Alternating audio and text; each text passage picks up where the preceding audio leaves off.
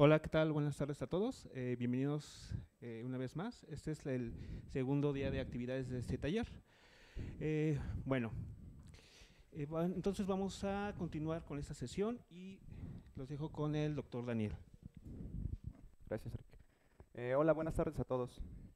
El día de ayer estuvimos viendo algunos detalles sobre la mecánica cuántica supersimétrica de primer orden. Y bueno, básicamente todo lo que se incluyó en las 2 horas de la sesión anterior fue discutir un poco lo que es la relación de entrelazamiento. A partir de esa relación de entrelazamiento vimos que existía una función que se conoce como superpotencial. Ese superpotencial se puede poner en términos de una función semilla. Esa función semilla cumplía esta condición, era eigenfunción de nuestro hamiltoniano H+, con eigenvalor epsilon. Vimos que ese eigenvalor tenía que ser menor al estado base de ese hamiltoniano. También vimos que si esos dos hamiltonianos cumplen la relación de entrelazamiento, entonces se pueden factorizar en términos de los operadores L más y L menos. Y al final de todo, descubrimos que hay una relación entre el espectro de esos dos hamiltonianos, ¿cierto? Entre el espectro de H más y H menos, y también entre las eigenfunciones para ambos hamiltonianos, entre esos dos conjuntos. Si recuerdan, también al final de la sesión pusimos un ejemplo que yo les decía, ya conocían, que era el del oscilador armónico, ¿cierto? Les di por ahí la función semilla, una energía de factorización y les pedí que hicieran el cálculo de los potenciales B más y B menos, o de los hamiltonianos H más y H menos, y daban los hamiltonianos bueno, una de las factorizaciones nos daba el hamiltoniano del oscilador y la otra factorización también era un oscilador, pero con el espectro de energía desplazado en una unidad, ¿cierto? Ok. Eh, Básicamente todo lo que hicimos ayer se puede resumir en este pequeño esquema, donde la idea es que nosotros tenemos un hamiltoniano H+, tenemos su conjunto de eigenfunciones, su conjunto de eigenvalores, y los operadores de entrelazamiento, en este caso L+, me permitían pasar a un nuevo hamiltoniano H- con una estructura específica, que ya también vimos, donde esta nueva eigenfunción pues, se encontraba de esta manera, aplicando a la eigenfunción de H+, L+. Pero había un estado adicional, este estado adicional, que no se encontraba con la aplicación de L+, a un estado en H+, sino simplemente se encontraba por medio del kernel del operador L-, ¿recuerdan? Y además este estado tenía la particularidad de que correspondía a la energía de factorización. Eso fue todo lo que hicimos el día de ayer. ¿Ok? Hoy, como la sesión es más corta, solamente es una sesión de 1 hora, lo que vamos a hacer es analizar un par de ejemplos. eh, Sobre la marcha iremos, dependiendo del tiempo, veremos si resolvemos todo o al final solamente les doy algunas respuestas y ustedes en casa pueden revisar que sean correctas. ¿Qué pasa con el oscilador? ¿Recuerdan cómo era el superpotencial del día de ayer para que nos diera un hamiltoniano de oscilador? ¿Cuál tenía que ser el superpotencial y cuál tenía que ser la energía de factorización? ¿Recuerdan del ejercicio que vimos al final de la sesión del día de ayer?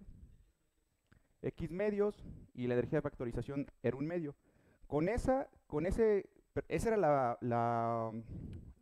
la forma del superpotencial y de la energía de factorización para que uno de nuestros dos hamiltonianos fuera oscilador. Y además esa factorización correspondía exactamente a la que vemos en clases con los operadores de creación y aniquilación, ¿cierto? Y en el sentido inverso, el socio supersimétrico del oscilador nos daba otro oscilador con espectro desplazado. Pero ahí yo les di la energía de factorización igual a un medio. ¿Qué hubiera pasado si yo cambio la energía de factorización? O incluso si yo cambio la función semilla, porque les di una función semilla que era e a la x cuadrada sobre 4, y a partir de ella construían del superpotencial. Pero habíamos quedado que la función semilla en general es cualquier solución a esta ecuación, para cualquier valor menor al estado base, ¿cierto? Entonces, si yo cambio la función semilla y cambio la energía de factorización, ¿qué va a pasar con esos socios supersimétricos? Recuerden que de inicio yo tengo que asumir la forma de H+, esa es mi condición, y que es un problema exactamente soluble. Si yo asumo que ese H más es el oscilador armónico, pero cambio la función semilla, ¿su socio supersimétrico va a seguir siendo oscilador armónico? ¿O puede cambiar? Y si cambia, ¿de qué forma cambia? Entonces, bueno, el día de hoy vamos a resolver un par de ejemplos. En el primero vamos a considerar, bueno, en ambos en realidad vamos a considerar nuevamente el hamiltoniano de oscilador armónico. Pero para este hamiltoniano pueden comprobar que las soluciones son de esta forma.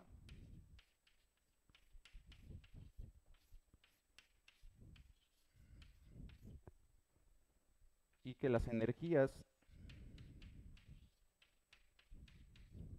son n más 1/2. ¿Qué pasa con estos valores de energía?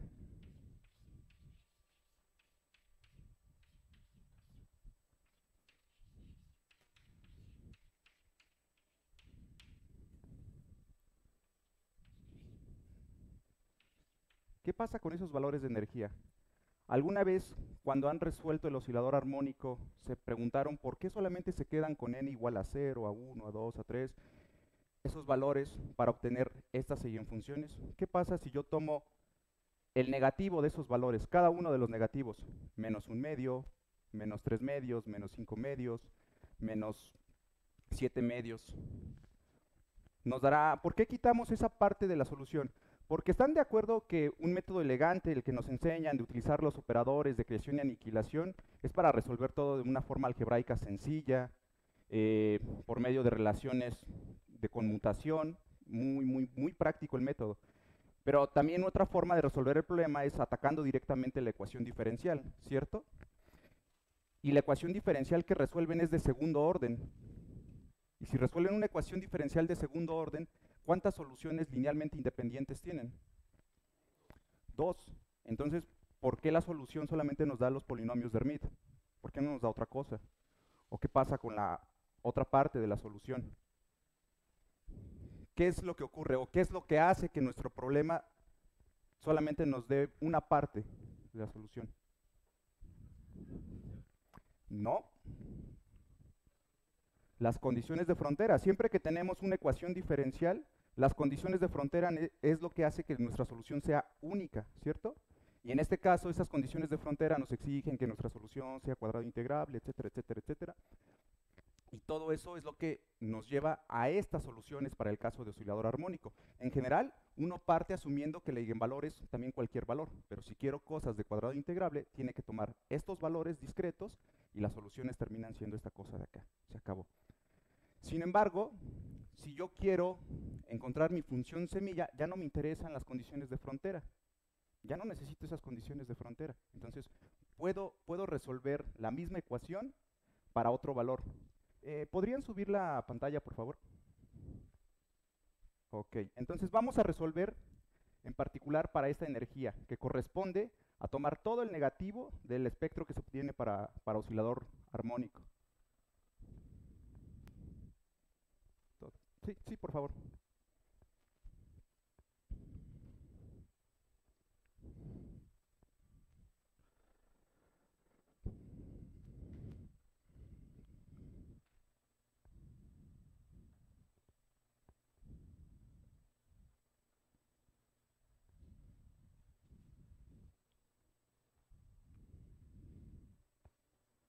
Ok, gracias.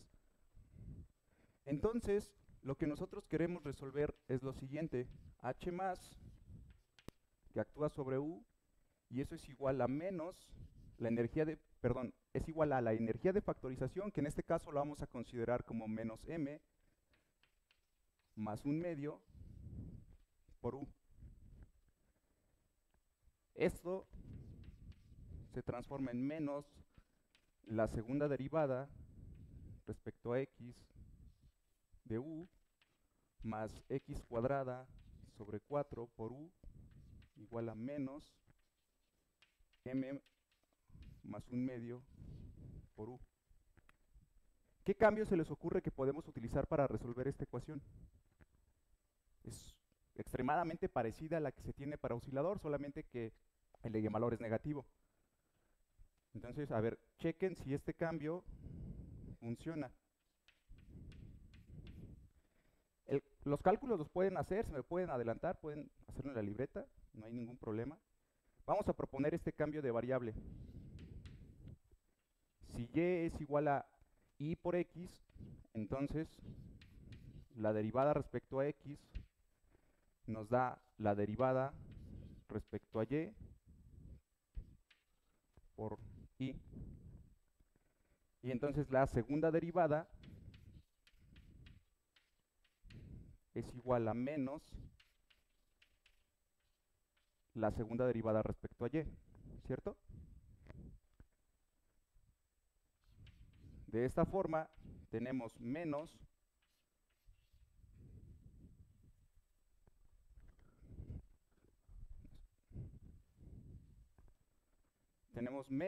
menos la segunda derivada respecto a y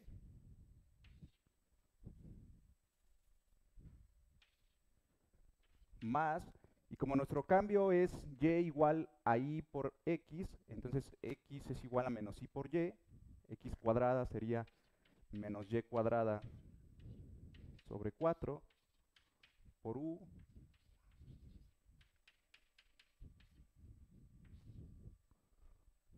¿cierto? Y entonces aquí podemos multiplicar toda la ecuación por un menos 1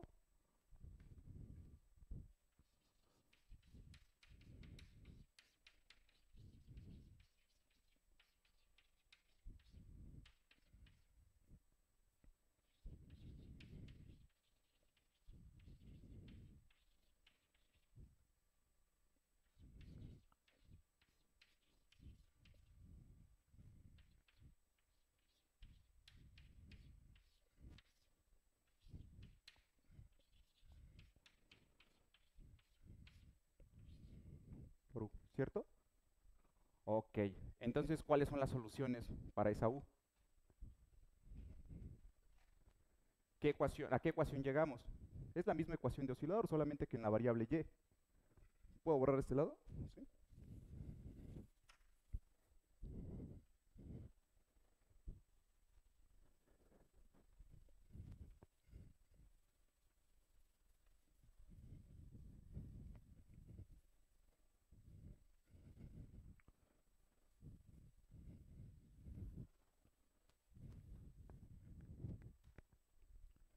Ok, entonces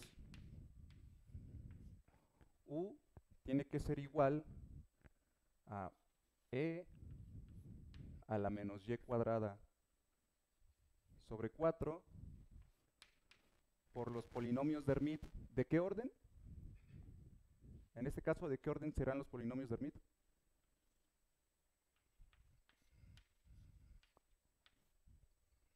¿Cuál es el orden con esa ecuación?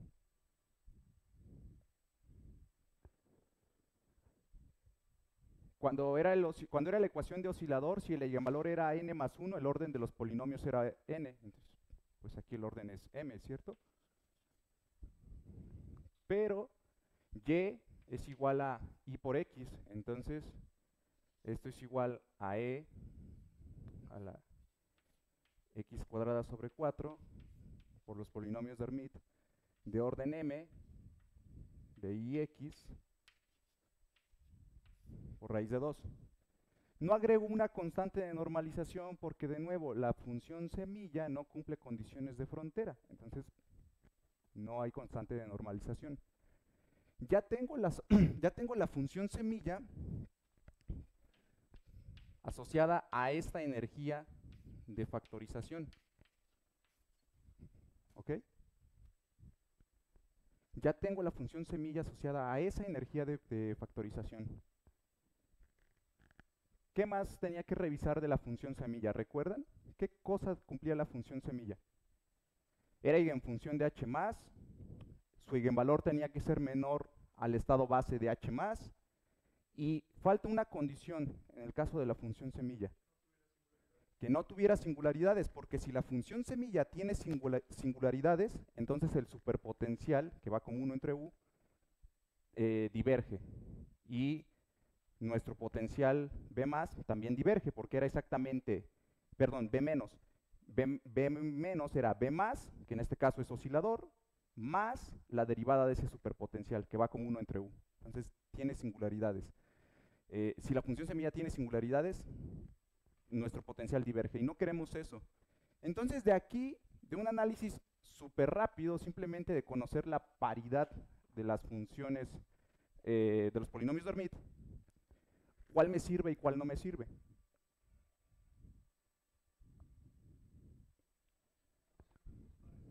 Los pares.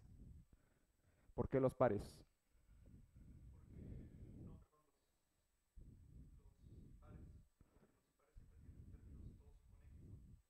Los impares pues son una composición de potencias impares de x, de la variable. Entonces tenemos, por ejemplo, el de orden 3 tiene que ser x cúbica y x lineal. El de orden 5 es x a la 5, x al cubo y x, con coeficientes que los acompañan. Y una manera muy, muy rápida de ver que los impares no me sirven es que si yo tengo para los impares, obviamente potencias impares, para el orden que ustedes quieran, dado un coeficiente en menos infinito, si este es positivo para los impares, en infinito se tiene que volver negativo, o viceversa, si comienza negativo, en infinito tiene que cambiar de signo, porque tengo una potencia impar, ¿cierto? Y eso implica, sí o sí, pasar por el cero. No importa la forma, pero eso implica pasar por el cero, si m es impar. En cambio, si m es par, si en infinito esto es positivo, pues yo sé que, perdón, si en menos infinito es positivo, sé que en infinito también lo es. Lo mismo, si en menos infinito es negativo, sé que en infinito también tiene que seguir siendo negativo. El único problema para los pares, no lo voy a demostrar en este caso, pero es checar que el valor mínimo que tome la función pues tenga el mismo signo. Si en menos y más infinito esto es positivo, yo tengo que checar que el valor mínimo de la función siga siendo positivo. Si en menos y más infinito la función es negativa, pues yo tengo que checar que en este caso el valor máximo siga siendo negativo, o el valor mínimo, no importa, ¿cierto? Y con eso garantizo que no cruzo y no hay ninguna singularidad, ¿ok? Entonces, bueno, vamos a descartar los valores impares. Esos no nos sirven, nos van a dar funciones semilla que contienen singularidades, y no queremos eso, ¿ok?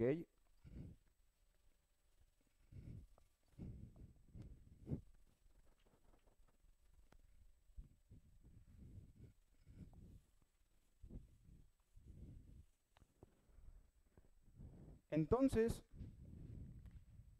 ya sabemos que H más era, voy a poner solamente los potenciales, B más era x cuadrada sobre 4, y B menos es igual a B más menos 2 veces la derivada del superpotencial. Pero pero el superpotencial es la derivada respecto a x tenemos la derivada respecto a x del superpotencial, que a su vez es la derivada respecto a x del logaritmo natural de nuestra función semilla, ¿cierto? Eso quiere decir que b más menos 2 veces la segunda derivada respecto a x del logaritmo natural de u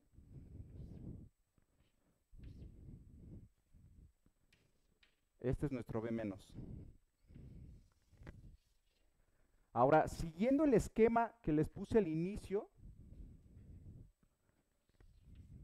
el espectro de H más es el espectro de oscilador, ¿cierto? Es equidistante, comienza en un medio 3 medios, 5 medios, 7 medios, 9 medios, y así, de una unidad en una unidad. ¿Y qué pasa con el espectro de H-?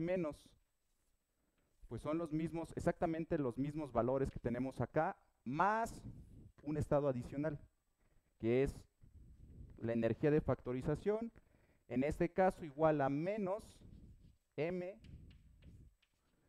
más un medio. Pero ya descartamos los valores impares para este tipo de función semilla. Entonces yo tengo un nuevo hamiltoniano que tiene espectro de oscilador, aquí lo voy a volver a poner, un medio, 3 medios, 5 medios, 7 medios, 9 medios, y así. Y este estado adicional, como solamente me sirven los valores pares, si m es 0, le estoy agregando un estado adicional justo una unidad abajo, ¿cierto?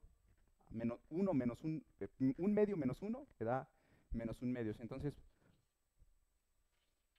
si m es igual a 0, el estado adicional está en menos un medio. Si m es igual a 1, ¿no? Porque los pares no nos servían. A 2. Entonces, ¿dónde le estoy agregando el estado adicional? Menos 5 medios, ¿cierto? M igual a 4. El estado adicional está en 9 medios. Y así sucesivamente. ¿Ok?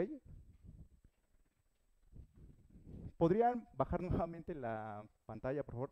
Les voy a mostrar una animación donde vemos precisamente este comportamiento. Vamos a ver cómo para los m pares la función semilla está bien comportada, no tiene singularidades. Para m impares la función semilla comienza a pasar por el 0 y al mismo tiempo vamos a ver la forma de los potenciales.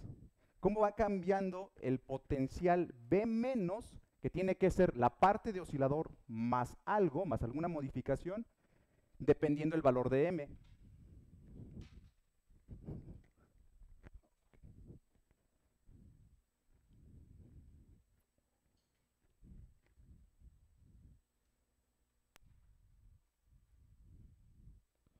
Ok.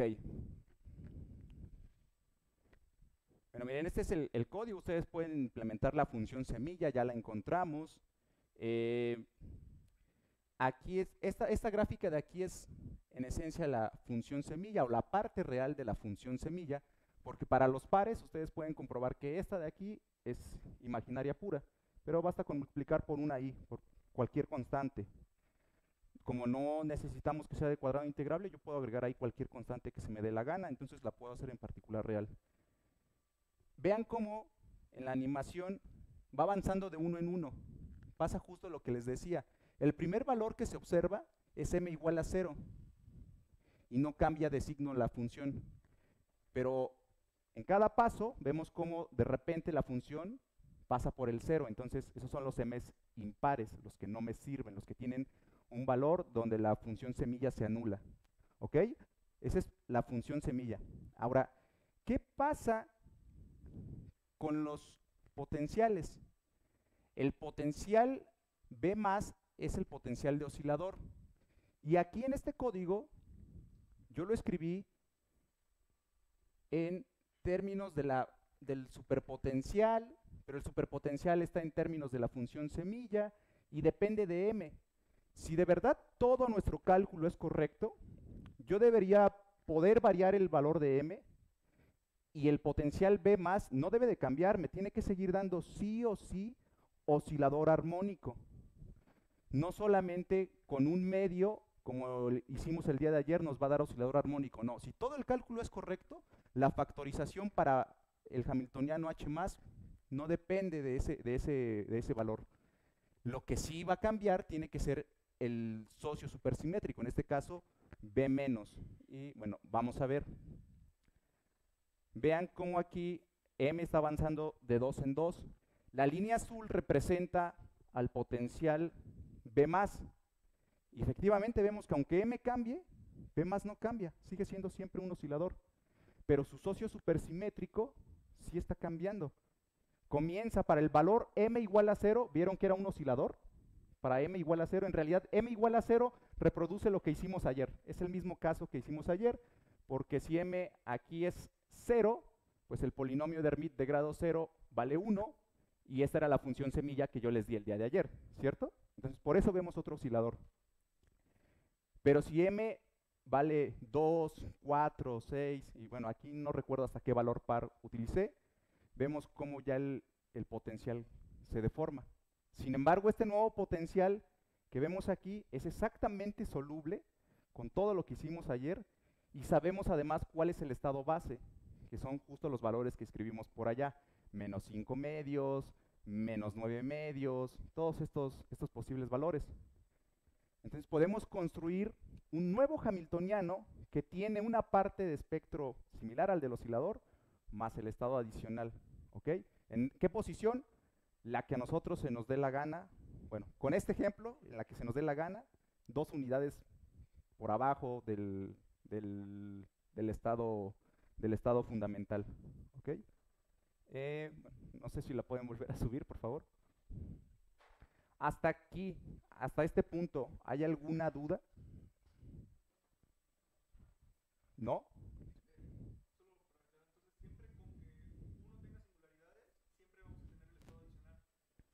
Si no tiene. Si la función semilla no tiene singularidades, vamos a tener el estado adicional. Okay.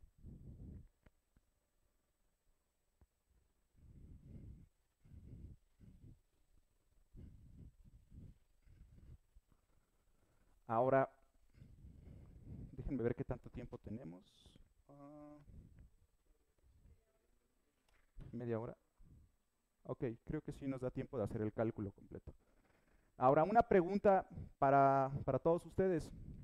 Ayer yo les dije que en general podíamos elegir la energía de factorización menor al estado base, ¿cierto? Y para este ejemplo el estado base vale 1/2 para el oscilador armónico. Entonces, ¿por qué no funcionaron las soluciones con m igual a 1? Con m igual a 1 hubiéramos obtenido menos 3 medios, hubiéramos obtenido menos 7 medios, menos 11 medios, con m igual a 1, y con m igual a 3, con m igual a 5, o sea, con los pares hubiéramos obtenido esos valores. Y todos esos son menores a 1/2. ¿Por qué no funcionaron esas soluciones? ¿Había alguna otra condición que estemos olvidando? ¿Hicimos el cálculo mal? ¿O qué pasó?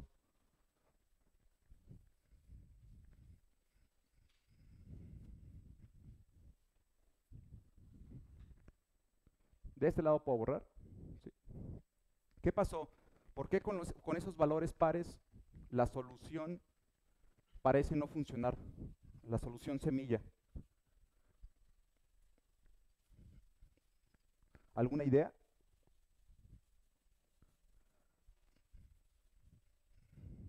¿Qué tenía que cumplir la función semilla? Era solución del hamiltoniano H+, solución formal, con eigenvalor epsilon. Pero no le pedíamos que fuera de cuadrado integrable, ¿cierto? Entonces, aquí en general sí tenemos 2 soluciones, no solamente una. Y si tenemos 2 soluciones, ¿qué debe de pasar?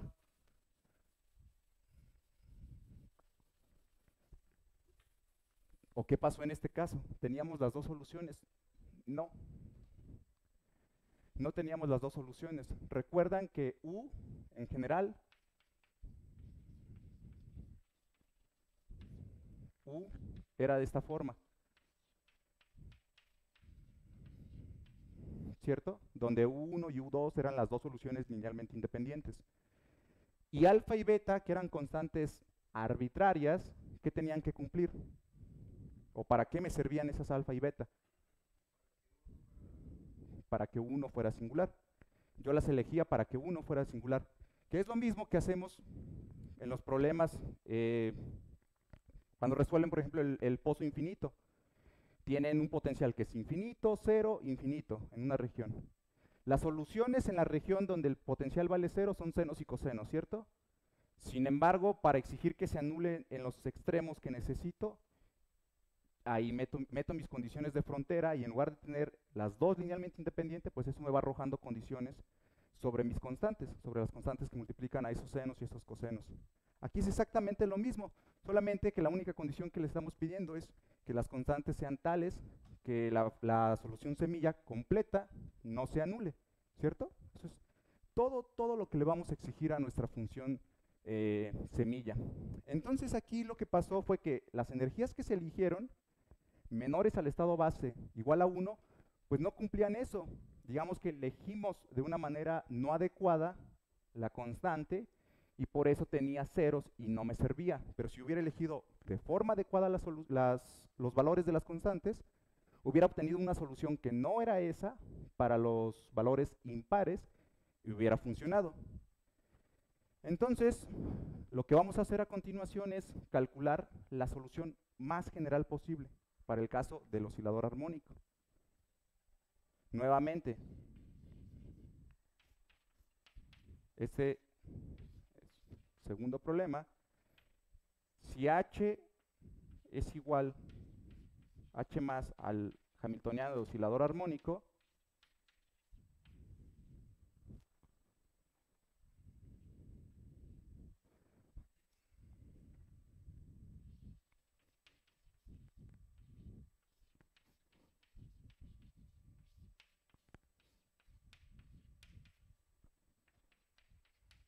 lo que vamos a hacer es calcular la función semilla para cualquier valor de la energía menor a 1/2.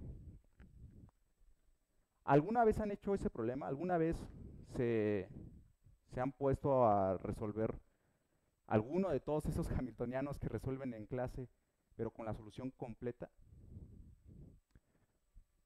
Créanme que es un buen ejercicio, lo vamos a hacer ahorita y es un buen ejercicio para que en algún momento lo repasen. Cuando yo cursaba mecánica cuántica, recuerdo que yo alguna vez sí le pregunté a mi profesor que por qué uno comienza con la ecuación de Schrödinger, pone un eigenvalor que es arbitrario y de repente te dice, no, ese tiene que valer n más 1/2 o n. Ya me dieron la explicación que les di hace un momento, es que con eso son de cuadrado integrable, etcétera, etcétera, etcétera.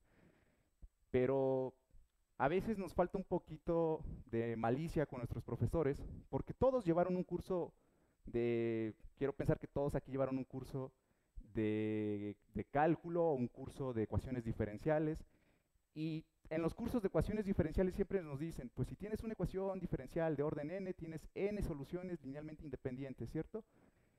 Y al menos yo cuando me dieron esa respuesta fue como de, ok, está bien. Pero jamás pregunté, ¿y qué pasa con la otra parte? ¿O por qué no calculamos la solución completa? Y a partir de la solución completa vemos los límites, ¿no? Los límites exiges que la función de onda se anule en más menos infinito y ves qué cosa se tiene que ir a cero. Para el caso del oscilador armónico no le hacemos así, pero cuando resuelven el pozo infinito, sí agarramos senos y cosenos y metemos las condiciones de frontera y entonces ahí vamos viendo que cumplen las constantes, ¿cierto? Entonces, creo que ahí pues nos falta no ser tan conformistas y decir, bueno, yo lo voy a resolver completo y después, si las condiciones son ciertas, tengo que obtener sí o sí la solución que me dio el profesor. Bueno, entonces lo que vamos a hacer ahora es el cálculo. Espero que en la media hora que queda nos dé tiempo, si no al final les voy a poner de todas maneras la función semilla completa y en casa lo terminan. Lo que sí les voy a dar son los pasos más importantes. Bueno, lo primero es pues partir de la ecuación de eigenvalores, ¿no?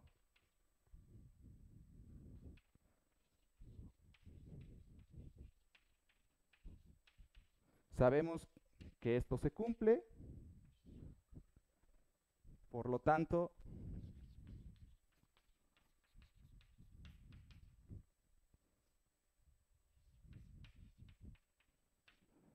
menos la segunda derivada más x cuadrada sobre 4, actuando sobre u es igual a la energía de factorización por u. Aquí vamos a proponer la siguiente forma para u.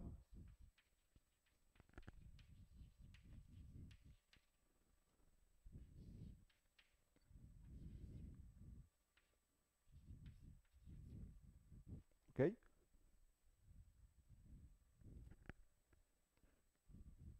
Si proponemos esta estructura para u, ¿alguien quiere hacer el cálculo? ¿Alguien quiere ayudarme con el cálculo? ¿No? No es tan complicado, pero bueno.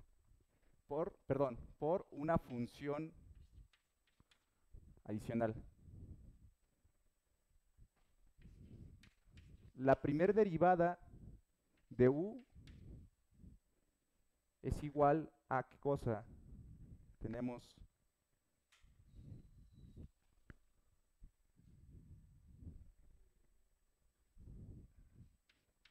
x sobre 2 por e x cuadrada 4 por f más por f', ¿cierto? Entonces la segunda derivada de esto es, ¿qué cosa?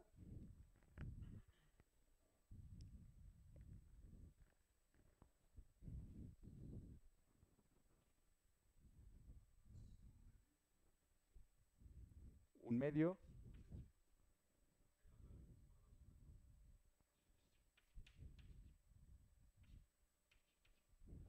por f, ¿cierto? Más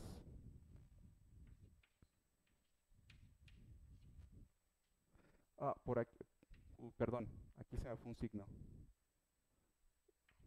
El cálculo sale con ambas propuestas, no importa, pero para mí es más sencillo si lo trabajamos de esta manera. Ok, entonces aquí, a ver, la primera derivada tendría que ser menos x sobre 2, esto, más, esto está bien. Y luego acá tenemos menos un medio, esto de acá, más, no, aquí sí que queda de todas maneras x sobre 4 por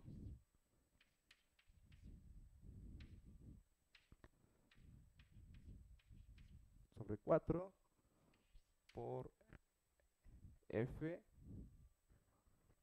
A ver, me van diciendo si en algún lado me estoy equivocando. Creo que no. Creo que hasta aquí, esta es la derivada de esta de acá. Menos x sobre 2 e a la menos x cuadrada sobre 4 por f' más e menos x cuadrada sobre 4 f' menos x sobre 2 e a la menos x cuadrada sobre 4 por f'. Lo cual es e a la menos x cuadrada sobre 4 f' más 2 veces f' e a la menos x cuadrada sobre 4. La derivada que es x sobre 2 menos x sobre 2 más la segunda derivada, este de acá es este, luego este con este. A ver, más la segunda derivada que nos da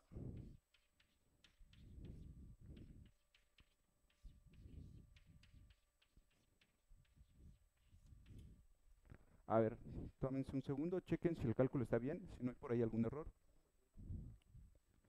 En el término, sí. En la anotación.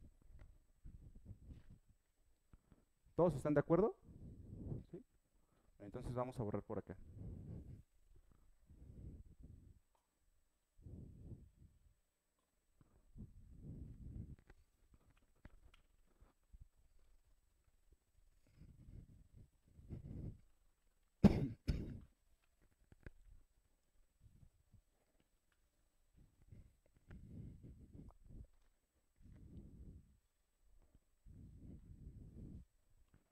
Entonces tenemos que menos la segunda derivada de nuestra función semilla, que en este caso es menos e a la menos x cuadrada sobre 4 por la segunda derivada más x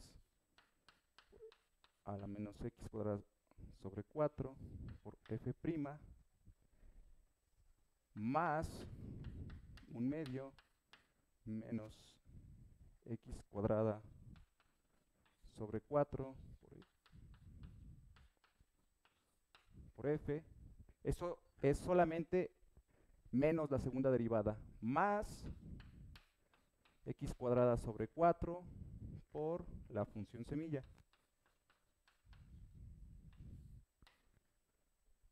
Menos la energía de factorización por la función semilla.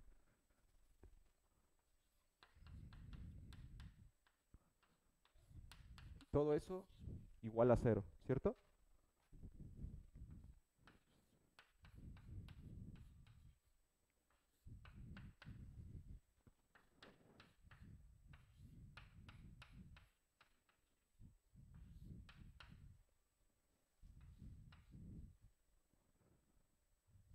Este término de aquí,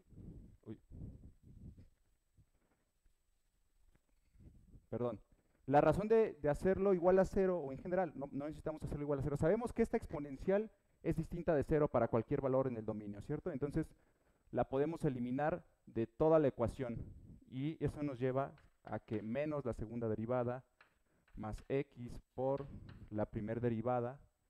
Aquí tenemos estos dos términos que se cancelan, este de aquí y este de acá, ¿cierto? Entonces es más 1 medio menos f igual a 0, ¿ok? Y luego,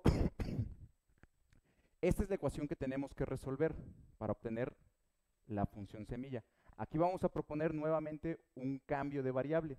Este cambio de variable es z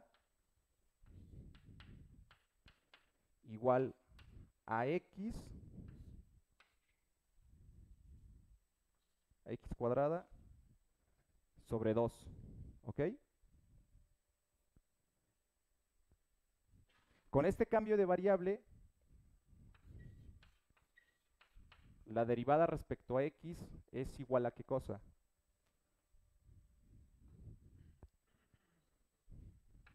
Es igual a la derivada respecto a z por la derivada de z respecto a x, pero la derivada de z respecto a x es igual a x, ¿cierto? Lo puedo poner en términos de z, ahorita checamos el por qué no.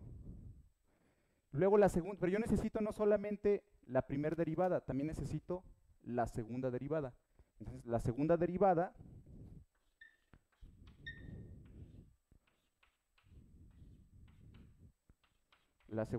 respecto a x lo puedo ver como la primera derivada respecto a x de x por la derivada respecto a z. Esto es igual a simplemente la derivada respecto a z más la derivada más x que multiplica a la derivada de x aplicado sobre la derivada respecto a z, ¿cierto?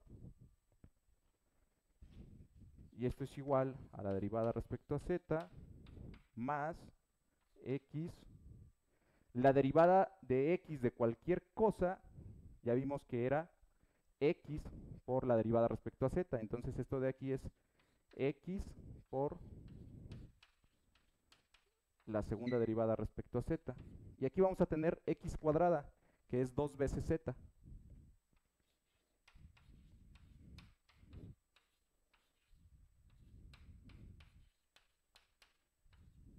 Ok. ¿Hasta ahí vamos bien? ¿Sí?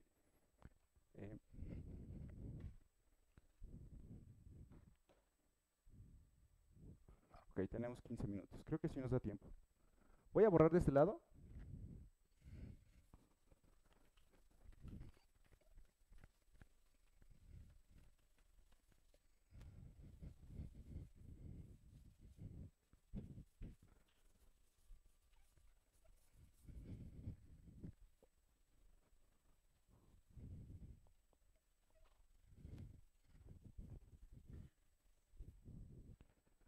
Ok, y eso implica que esta de aquí ahora era nuestra ecuación.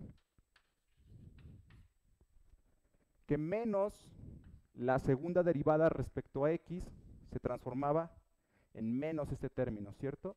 En menos 2 veces z por la segunda derivada respecto a z, menos la derivada respecto a z, eso es solamente lo que era antes la segunda derivada, más tenemos x por la primera derivada respecto a x. Nos va a dar x cuadrada por la derivada respecto a z, pero x cuadrada es 2 veces z,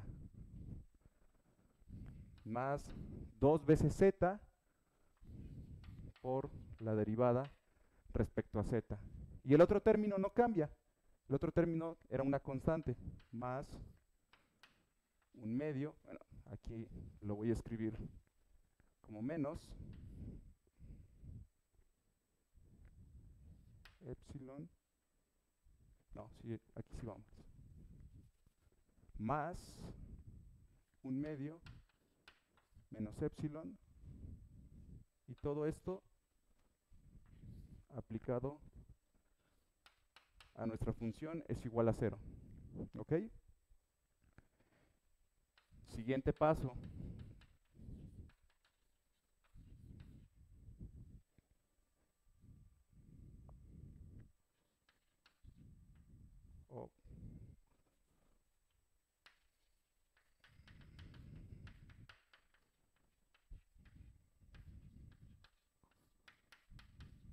Vamos a multiplicar por menos un medio. Si multiplicamos por menos un medio, nos queda z por la segunda derivada respecto a z. La primera derivada nos va a cambiar los signos, entonces aquí al multiplicar por menos un medio, esto va a ser un menos z, y acá vamos a tener más un medio, ¿cierto?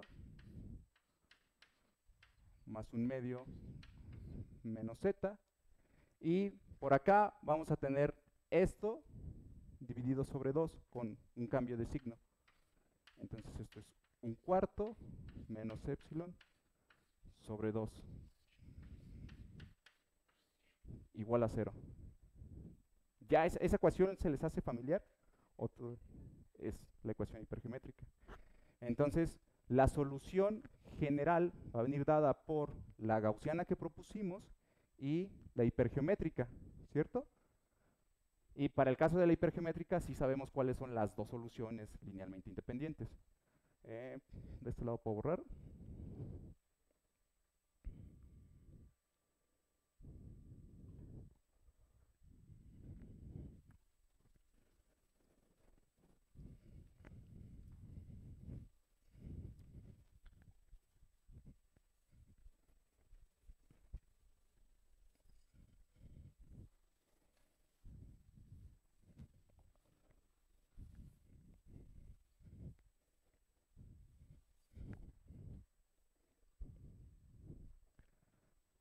La forma de la función, la ecuación diferencial para la función hipergeométrica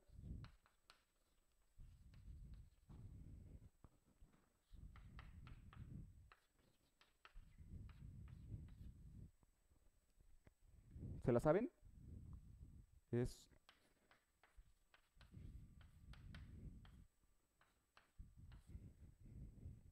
¿No se lo saben? B menos z por primera derivada menos a, todo eso actuando sobre una función igual a 0, ¿cierto? Y en este caso, ¿cuánto vale a?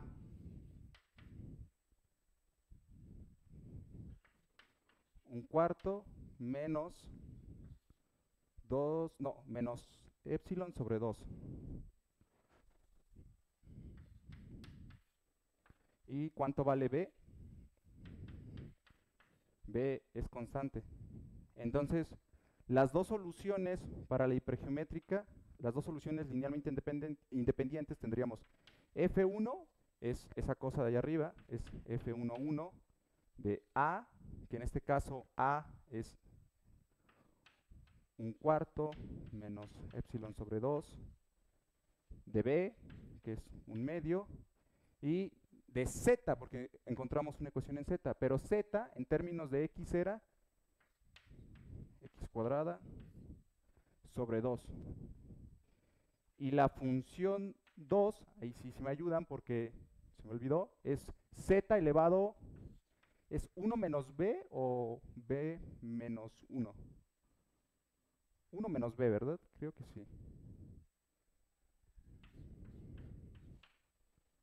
A ver, vamos a checarlo.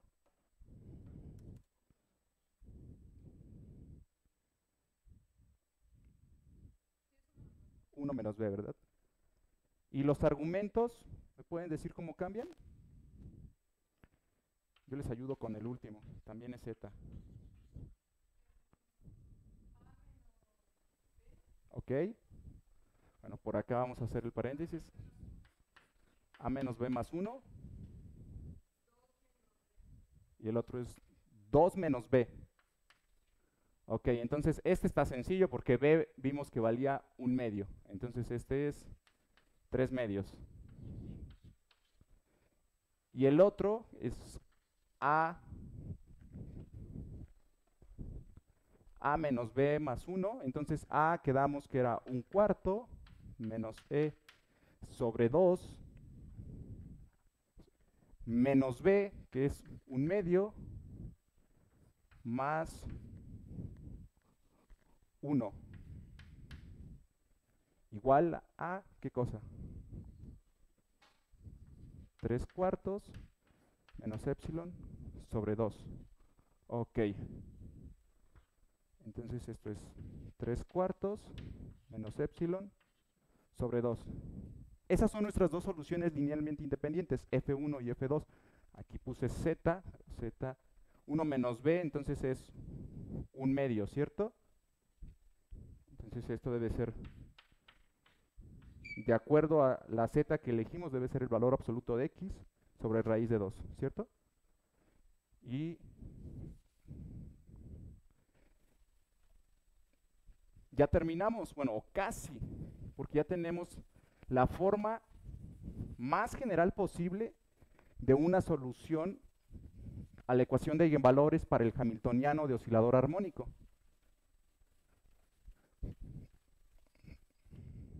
Eso quiere decir que nuestra función semilla debe de ser e a la menos x cuadrada sobre 4, que multiplica a una constante alfa por f1, pero f1 es la función hipergeométrica confluente de 1/4 menos epsilon sobre 2,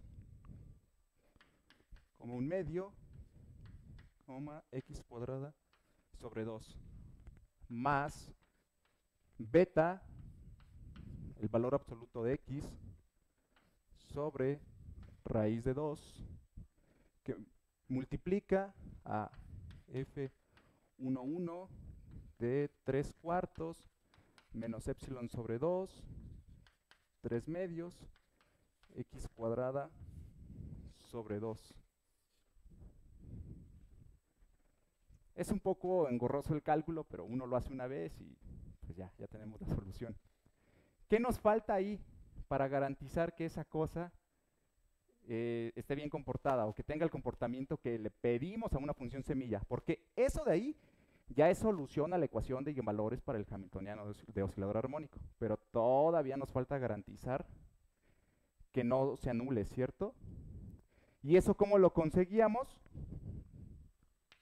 Eligiendo adecuadamente esto y esto de acá. Déjenme checar cuánto tiempo nos queda. Nos quedan 4 minutos. No creo que nos dé tiempo de hacer el cálculo, pero les voy a decir qué es lo que se tiene que hacer y ustedes lo pueden checar en casa. Uno, en realidad es el único paso.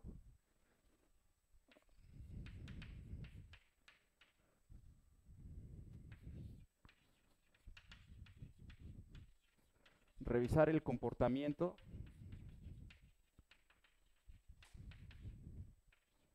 en x tendiendo a más menos infinito de estas cosas.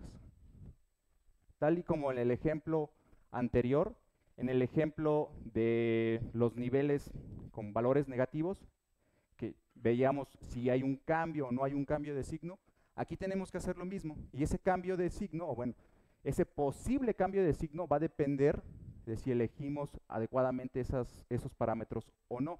Si los elegimos de la manera adecuada, nuestra función no va a tener ningún valor en el cual se anule, ningún valor en el dominio, o sea, de menos infinito a infinito.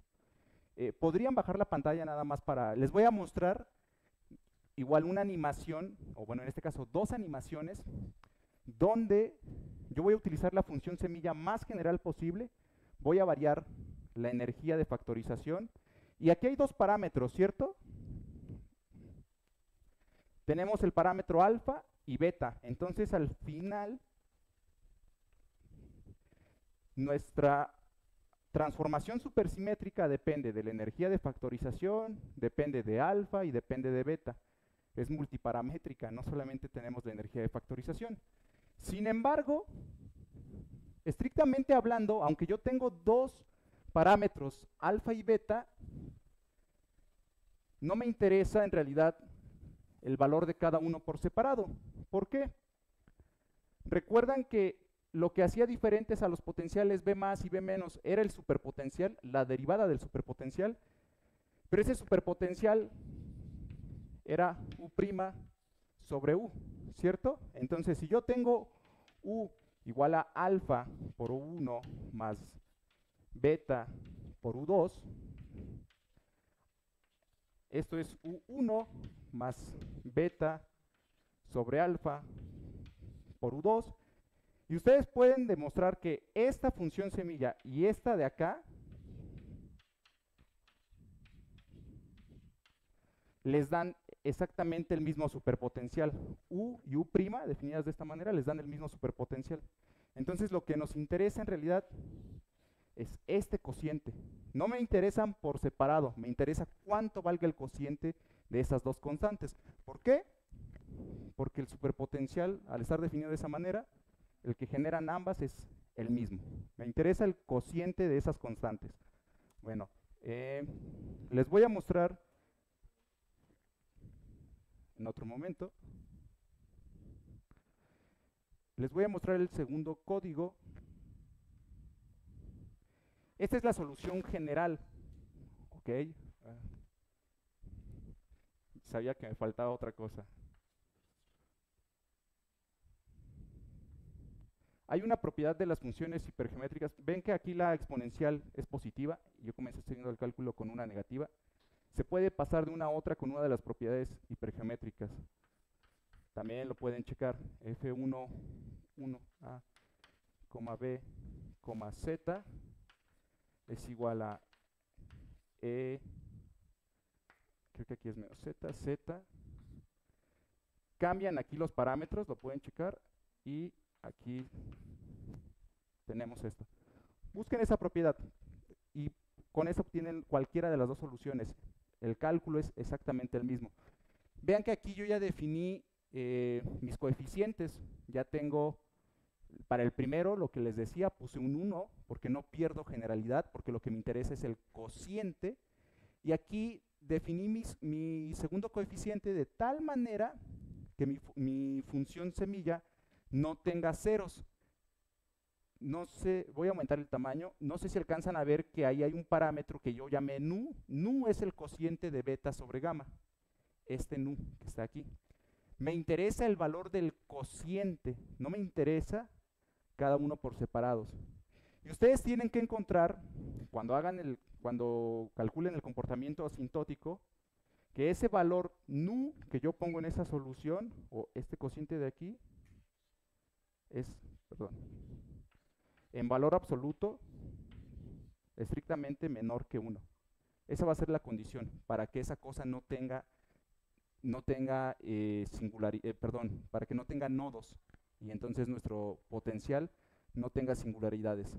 Bueno, con esa función semilla, pues nuevamente defino el superpotencial, definimos el B más, el B menos. Vean que B más no lo escribí directamente. Yo no puse que B más es el potencial de oscilador.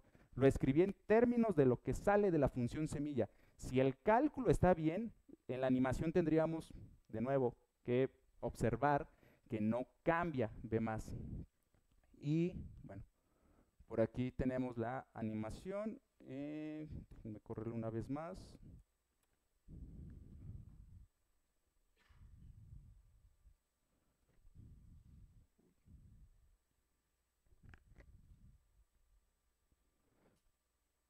Ok. Ya se trabó esto. Ok, vean la animación, les voy a mostrar el código. Yo les acabo de decir que nu tiene que ser menor que 1. Sin embargo, en la animación yo elegí que mi parámetro nu vaya de -2 a 2.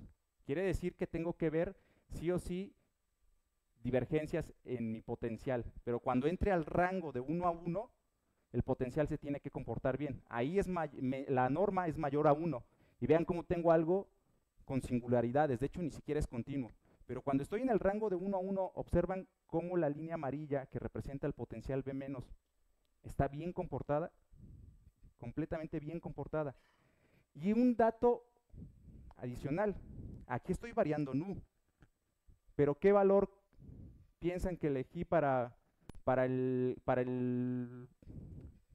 la energía de factorización, viendo el estado inicial, que es un oscilador? Los voy a mostrar. -1/2. Quiere decir eso que hace un momento con el espectro negativo veíamos que nos daba un oscilador con -1/2, ¿cierto? Pero si yo agarro la solución completa, puedo tener espectro de oscilador, H más espectro de oscilador, 1/2, 3/2, 5/2 y seguir. Pero también puedo tener H menos que tiene ese mismo espectro,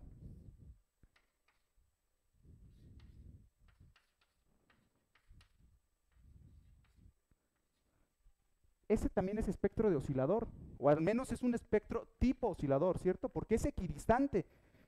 Entre cada par de niveles de energía, la distancia es de 1. Es 1, 1, 1. Sin embargo, estoy viendo que existen en realidad muchos potenciales, no solamente otro oscilador desplazado en una unidad, sino muchos otros que dejan de ser oscilador, pero tienen espectro de oscilador. Eso está bastante loco, ¿no? Tenemos potenciales que no son oscilador y tienen espectro de oscilador. O sea, eso es cierto, lo estamos viendo ahí. Ahora, ¿qué pasa en la segunda animación? Bueno, en la segunda animación estoy fijando el valor del parámetro nu, lo elegí como 1/10, que cumple la condición de ser de norma menor a 1, y lo que estoy variando es la energía de factorización.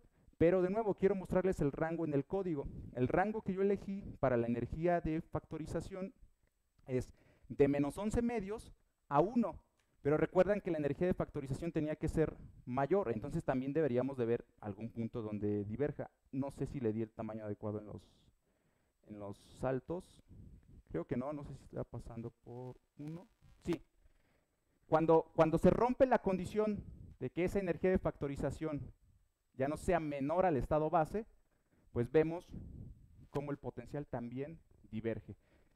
Desde -11/2, que sí es menor a 1/2, se comporta bien, se comporta bien. Ahí el potencial va cambiando, pero de repente llegamos a la condición mayor a 1/2 y ya truena. Comenzamos a ver esas singularidades. ¿Ok? No sé si alguno de ustedes observó las imágenes del póster.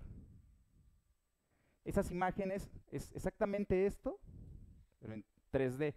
Es una gráfica de los socios supersimétricos del oscilador armónico, donde utilizamos en los ejes a la energía de factorización y al parámetro nu. Cada corte, o sea, cada corte que ustedes hagan en estas imágenes 3D que están en el póster, corresponden a un socio supersimétrico del oscilador armónico. O sea, tenemos potenciales que tienen espectro de oscilador más algo. Esas son las gráficas que hay en el póster. Y bueno, eso sería todo el día de hoy. Muchas gracias por su atención. Les voy a compartir el QR para que se puedan registrar su asistencia del día de hoy.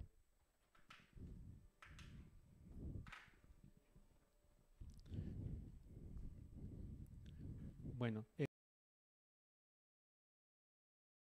doctor, ¿No? Nos vemos mañana entonces. ok. Bueno, ya les compartió ahí el enlace, bueno, el código QR para que ustedes realicen el registro, ¿de acuerdo? Y bueno, la siguiente sesión me parece que se va a, ¿cómo se llama? A tratar de ¿cómo se llama? El método de mecánica cuántica supersimétrica de segundo orden. ¿Ok? Bueno, entonces eso va a meter un poco de generalidad a lo que se ha hecho. Bueno, quien guste tomar un poco de café, tenemos ahí al fondo, también hay galletas. Y bueno, entonces